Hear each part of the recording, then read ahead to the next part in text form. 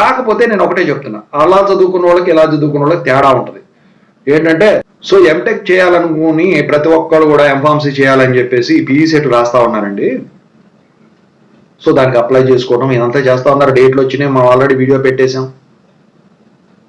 అయితే ఇక్కడ చాలా మంది వచ్చేసరికి ఏంటంటే ఎంటెక్ సీట్ దొరికితే చాలు, క్లాసులకు వెళ్ళకపోయినా ఏం కాదు, అలా కూర్చొని చదువుకోవచ్చు అని చెప్పేసి వీళ్ళు ఏ కాలేజీనే ప్రిఫర్ చేసేస్తారు.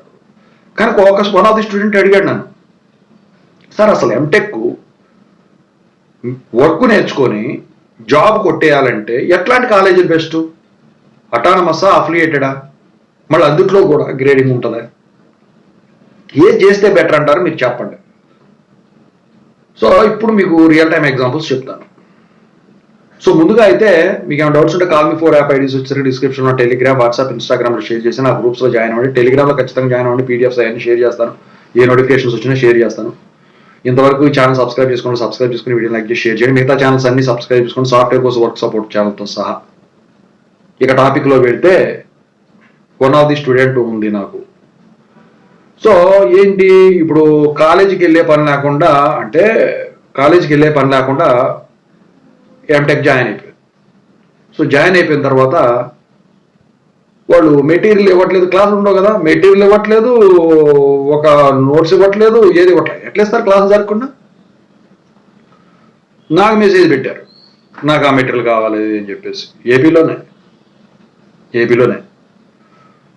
సో మెటీరియల్ కావాలంటే మరి ఇప్పుడు వచ్చేసరికి ఇప్పుడు ఆ అమ్మాయి తీసుకుందేమో, ఇప్పుడు ఎంటెక్లో రకరకాల గ్రూపులు ఉంటాయి కదా. సో నేను వేరే గ్రూప్ అనుకోండి. సో నేను చదివిన సబ్జెక్టులు వాళ్ళు చదువుతారా? ఎందుకంటే ఇప్పుడు కాబట్టి మార్చేస్తున్నారు. మరి మెటీరియల్స్ ఎక్కడి నుంచి వస్తాయి? వాళ్ళు ఇస్తేనే కదా. నెట్లో చూస్తేనేమో దొరకట్లేదు. కొన్నామంటేనేమో టెక్స్ట్ బుక్లు ఒక్కో బుక్ ఒక్కో రకంగా ఒక్కో టాపిక్ ఉంది, స్టాండర్డ్ బుక్స్. మరి ఏం చేయాలి? సో నేను చెప్పొచ్చేది ఏంటంటే, ఇది చెప్తాను, దానికి సొల్యూషన్ కూడా చెప్పాను నేను. సో నేను చెప్పొచ్చేది ఏంటంటే, మీకు కాలేజ్ ఎంటెక్ జాయిన్ అవ్వడం మంచిదే, ఇట్లా జాయిన్ అయినా మంచిదే, మీకు ఏం ప్రాబ్లమ్స్ ఉన్నాయో పని చేసుకునే వాళ్ళకి కాదంట్లా. కాకపోతే మీకు ఫస్ట్ ఇయర్ క్లాస్ వర్క్ జరిగినా, థర్డ్ సెమ్ వరకు క్లాస్ వర్క్ జరిగినా కాలేజ్కి వెళ్ళి చదువుకోవడమే బెటరు. ఎందుకంటే ఎక్కడ క్యాంపస్ డ్రైవ్లు జరిగినాయో మీ జూనియర్స్ బీటెక్ వాళ్ళు ఉంటారు, మీ సీనియర్స్ ఎంటెక్ వాళ్ళు ఉంటారు, వాళ్ళ ద్వారా తెలుస్తాయి, వాళ్ళు మాట్లాడుకుంటారు, కమ్యూనికేషన్. అప్పుడు మీరు అప్లై కూడా చేసేయచ్చు దాంతోపాటు. అది కూడా కాకుండా ఇంటర్న్షిప్స్ అని, ప్రాజెక్ట్ అని, వర్క్ అని నేర్చుకోవడం ఉంటుంది. అలాంటి కాలేజీ క్లాస్ వర్క్ జరిగినా అవి ఎంచుకోవడం ఫస్ట్ ప్రిఫరెన్స్ కింద. అంటే ఇవి ఎంచుకోవద్దని కాదు, ఇవి ఎంచుకోండి. మీకు ప్రాబ్లమ్స్ ఉంటే ఫైనాన్షియల్గా రోజు వెళ్ళలేము, మనకు ఇంకా వర్క్ చేసుకోవాలి, కూలి పనికి వెళ్ళాలి, లేకపోతే జాబ్కి వెళ్ళాలి అనుకునే వాళ్ళు చేసుకోండి, ప్రాబ్లం లేదు. కాకపోతే నేను ఒకటే చెప్తున్నా, అలా చదువుకున్న వాళ్ళకి ఇలా చదువుకున్న వాళ్ళకి తేడా ఉంటుంది. ఏంటంటే ఇలా చదువుకున్న వాళ్ళకి ఏంటంటే సబ్జెక్ట్ మిగులుతాయి గ్యారంటీ. ఎందుకంటే 50 మార్కులు రావాలి ఎంటెక్లో, ఎంఫార్మసీలో కూడా పాస్ అవ్వాలంటే 100కి. బీటెక్లో 40 కాదు. అది తెలుసుకున్నారో లేదో నాకు తెలియదు. మీరు 24 వచ్చేసరికి ఇంటర్నల్, 26 వచ్చేసరికి ఎక్స్టర్నల్, మొత్తం కలిపితే 50 రావాలి.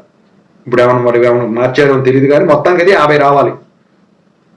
ఓకేనా? అలాంటివే ఎంచుకోండి. ఏంటంటే కొంతమంది అనుకుంటా ఉంటాం ఇంకెంత కాలం చదువుకోండి, ఎందుకంటే ఎంటెక్ వరకు అంటే ఒక లిమిట్ వరకు చదువుకోవచ్చు, ప్రాబ్లం లేదు. అది అటానమస్ అయినా కానీ ఏదైనా కానీ ఇలాంటి కాలేజీలు ప్రిఫర్ చేసుకుంటే మీకు అంతా భవిష్యత్తు అంతా బాగుంటుంది. అయితే నేను సొల్యూషన్ చెప్పాను కదా, ఆ సొల్యూషన్ ఏంటంటే ఒక యూనివర్సిటీ పేరు చెప్పాను, అక్కడ మెటీరియల్ దొరుకుతాయమ్మా వెళ్ళి తెచ్చుకోండి అని చెప్పేసి చెప్పడం అయితే జరిగింది. ఓకేనా? సో నా దగ్గర లేవు అవి ఆ సబ్జెక్ట్ని నేను ఎలెక్టివ్స్లో తీసుకోలేదు, తెచ్చుకున్నారు. మరి పాస్ అయ్యారో లేదో నేనైతే చెప్పదలచలేదు, కానీ ఓవరాల్గా అయితే అది. ఓకేనా? సో ఇది మీ ఉద్దేశం ఏంటో కామెంట్ రూపంలో తెలియజేయండి. Thank you.